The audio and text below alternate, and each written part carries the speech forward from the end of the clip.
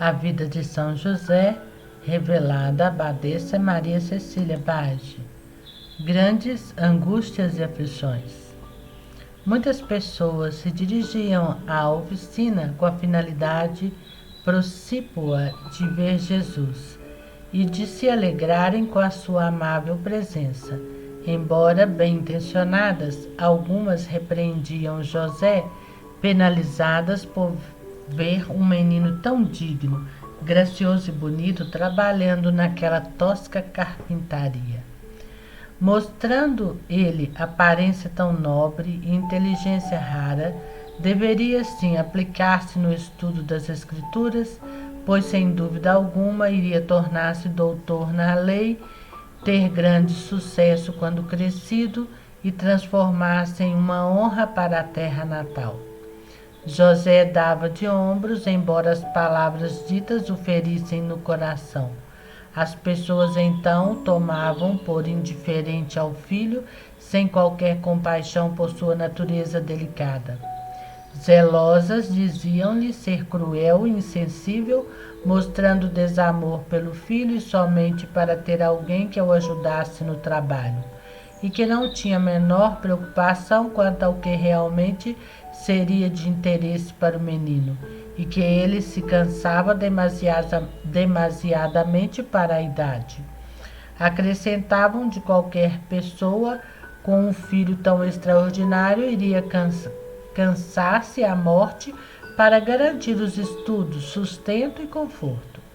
José ouvia mortificado estas acusações todas e muito se entristecia. Reconhecia que aquelas pessoas estavam certas, desde que tudo fosse considerado somente em seu aspecto humano. Mas não tinha a necessária autorização divina para dar-lhes qualquer explicações, uma vez que o segredo do mistério não deveria ser revelado a ninguém. Assim, com grande humildade e submissão, respondia às críticas, dizendo que estavam certas, mas que, por outro lado, necessitando de ajuda no trabalho, deveria recorrer àquele filho dado a ele por Deus. E também que, tomando conhecimento da vontade contrária do Senhor, não teria dúvida em atendê-la, e todos se irritavam ainda mais e contestavam. Ele aguarda que o Senhor lhe diga tudo o que fazer. Que pretensão é essa? Deve sim colocar seu filho a estudar. O santo inclinava a cabeça, ainda mais respondia e se resignava pacientemente às impertinências todas. Jamais fez qualquer ofensa a elas, embora o merecessem. Muito ao contrário, agradecia o interesse mostrado e a afeição que tinham por Jesus. Mas as pessoas passaram a achar também que, entre outras coisas mais, ele se mostrava demasiadamente teimoso, verdadeiro cabeça dura, que não se deixava convencer por mais sensatos que fossem os argumentos. E comentavam por toda a cidade. Durante muitas essas atribulações de José, e as pessoas sempre o incriminavam quando se dirigiam à oficina de trabalho. Ele enfrentava os aborrecimentos com grande paciência, santa mesmo, e jamais se mostrou violento, nunca havendo dito qualquer palavra de desagrado a quem quer que fosse. Ao contrário, mostrava-se aparentemente alegrado com o que as pessoas diziam sobre o trabalho de Jesus. De certa forma, sentia-se até satisfeito, pois assim podia exercitar os atos de virtude que sabia agradarem ao Senhor, podendo então crescer em seus méritos. E rezava por todos aqueles que o molestavam com palavras duras. Em seu interior, José sofria, pois também não era de seu agrado ver Jesus fatigar-se com os trabalhos da oficina. Por isso, ao ouvir aquelas críticas, muitas vezes chorava de pena de Jesus. Mas, como de hábito, rendia-se completamente à vontade do Senhor. Jesus mostrava gostar destes atos de virtude e paciência praticados por ele. Com um olhar sorridente, confortava e animava José. E o santo, muito confortado, olhava para ele e dizia: Ó, filho querido, olhar-te já me basta para suavizar quaisquer as amarguras, e minha alma se desvanece com tua visão. Posso até ser desprezado, vilipendiado e molestado pelas pessoas, pois tudo se torna agradável e doce quando te vejo, meu tão querido bem. E era tal a sua alegria que passava por aquele seu estado de êxtase. Todavia, os aborrecimentos que tinha com determinadas pessoas devidamente instigadas pelo demônio poderiam ser considerados leves comparados com aflições que o próprio Jesus lhe proporcionava com o intuito de que ele crescesse em seus méritos ainda mais. Na oficina, Jesus às vezes se mostrava acabrunhado e cabisbaixo, olhos fixos no trabalho e com suspiros continuados. Eram reflexões que fazia sobre muitas ofensas feitas pela humanidade ao Pai Celeste que o entristeciam profundamente. José não tinha conhecimento dessas elucubrações tão problemáticas, e vendo Jesus assim permanecer por longos períodos, era tomado de grande preocupação. Não encontrando sua paz interior, dizia para si mesmo: Ó Jesus, que terei feito para causar esta tua fisionomia cabrunhada e triste? Com este pensamento, desejava ir para Maria e perguntar se por acaso conhecia as razões deste procedimento do menino. Entretanto, não ousava, temeroso de aborrecer a Jesus. Pensava então em perguntar diretamente a Jesus sobre estes motivos que tinha. Não ousava novamente, derramando doloridas lágrimas, continuava aflito o seu trabalho. E Jesus, ciente de tudo, permitia que assim continuasse somente para que pudesse adquirir maiores méritos e praticasse a virtude da resignação. Lentamente o santo acabava por conformar-se, oferecendo seus sofrimentos ao Pai Celeste. Assim permanecia até chegada a hora da refeição habitual, quando então, embaraçado e confuso, dizia Jesus: Meu filho, é hora de irmos para casa, para a nossa refeição. Vamos agora. O menino, compadecido e com fisionomia serena, olhava cordialmente e dizia: Vamos sim, pai, que é hora de te recuperares do cansaço do trabalho. Dizia isso com tais graças e doçuras que o aflito José se acalmava e se recompunha. E iam para casa, onde Maria já os aguardava com a refeição pronta. Sabedora de tudo, olhava amorosamente para Jesus e fitava José compadecida. Tal olhar provocava nele uma intuição deste reconhecimento dos fatos e também a certeza de que ele era solidária. Ele então inclinava sua cabeça, agradecendo a solidariedade dela. Feita a refeição, Jesus lhe fazia alguma explanação ou exposição, versando sobre a perfeição das obras divinas ou sobre as providências da divindade, sobre as necessidades de as pessoas se conformarem com as adversidades e outras ainda a respeito do imenso amor que o Senhor dispensava à humanidade. Em suma, o grande mestre usava diariamente das oportunidades, em especial após as refeições que se ofereciam, de fortalecer os espíritos de seus pais. E, na verdade, atingia plenamente seus objetivos, pois eles se viam assim cada vez mais iluminados e instruídos.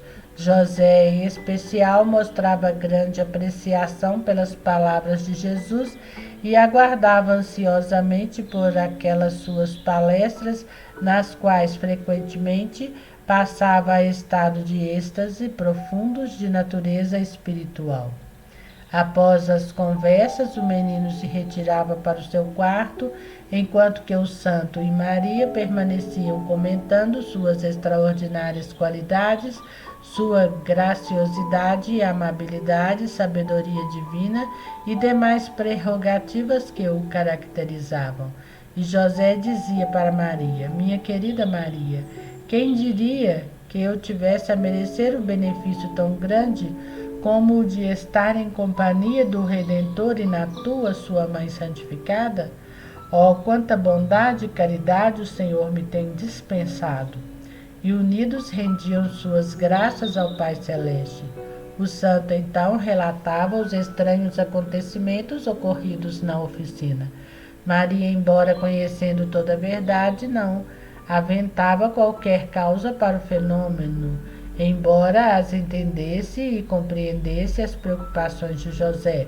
Apenas lhe dizia para que não se preocupasse demasiadamente com o assunto, achando-se culpado, uma vez que o menino muito provavelmente sofria em razão das ofensas feitas ao Pai Divino. De certa forma, ele acabava por aceitar o conselho, embora contentasse não ser fácil vê-lo naquele estado suficiente para que se aborrecesse muito. Maria sofria ainda mais que José, pois sua relação com Jesus era mais próxima do que a de seu marido. Após essas ocorrências, José e Jesus voltavam ao trabalho. Ao deixar Maria, o santo lhe pedia para que mantivesse seus pensamentos no Pai Celeste e também nele, pois desejava que ela o tivesse em mente em suas ausências. Além de confabular com o Senhor, dizia de sua grande solidariedade com ela, que era forçada a permanecer distante de Jesus por tanto tempo. Ele, de seu lado, faria com que o menino também a mantivesse em seus pensamentos e que arranjaria algum expediente para que ele retornasse antes. Ela agradecia essas manifestações e os cuidados por ele demonstrados para que permanecesse confortada e satisfizesse seus desejos de estar próxima de Jesus. E o santo cumpria suas promessas, pois uma vez no trabalho, juntamente com o menino, subitamente o saudava em nome de Maria e via que isso era muito de seu agrado, pois recebia tais saudações alegre e sorridente.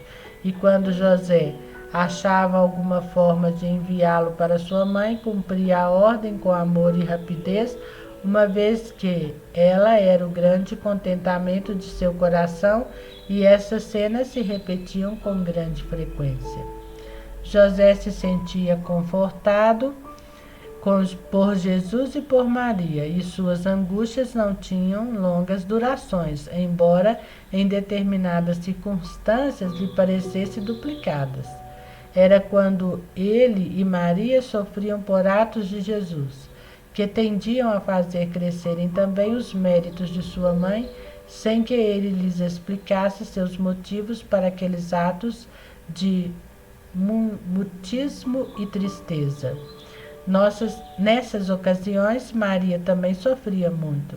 Desta forma, o santo se aborrecia duplamente por ver Maria sofrendo e Jesus acabrunhado e triste. Nem mesmo sabia como deveria agir, pois o menino se retirava para orar a seu pai, enquanto que Maria permanecia aflita e desgostosa. José ia então para a oficina e trabalhava chorando copiosamente. Todavia, recordando-se de palavras de sua esposa, endereçava estas lágrimas ao Pai Celeste em razão de muitas ofensas da humanidade. Suspirava e suplicava para que o Senhor perdoasse os pecadores e depois disso rezava por Maria e por si próprio para que pudessem novamente ver o menino em suas atividades naturais, ou seja, com fisionomia transparente e serena. Nestas ocasiões, o santo, sem confissão, dizia muitas outras coisas para o seu Deus e se mostrava resignado, pronto para sofrer as penas resultantes de sua vontade. Retornava então à sua casa e lá vendo Maria ainda tristonha e acabrunhada, tentava confortá-la de alguma forma, embora ele também necessitasse de consolos. Vendo-a triste, mas conformada, se edificava, admirando cada vez mais a sua natureza resignada, e procurava imitá-la, marido leal que era.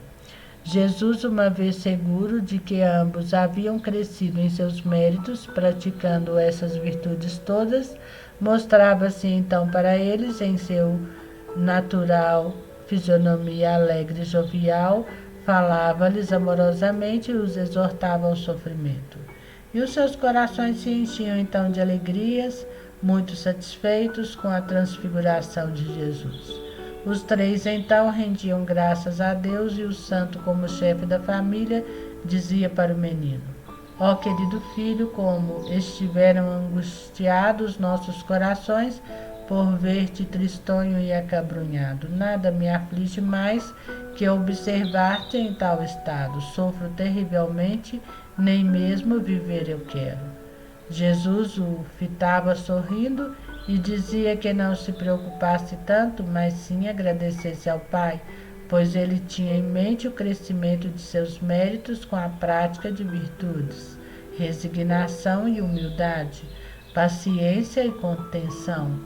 Se culpado seria em razão de sua própria falta e merecimentos. Por isso o santo, quando algo de mal lhe acontecia, afirmava ser em função de falta de méritos de sua parte, não importando qual o aborrecimento, seja por ação de outros, seja por instigação do demônio, seja por ação de Jesus, tentando treiná-lo com sofrimentos. José sempre se mostrou virtuoso e procurou imitar os exemplos dados por Maria e Jesus, que o Senhor lhe havia dado sob custódia e proteção. No próximo vídeo, a grande devoção de José.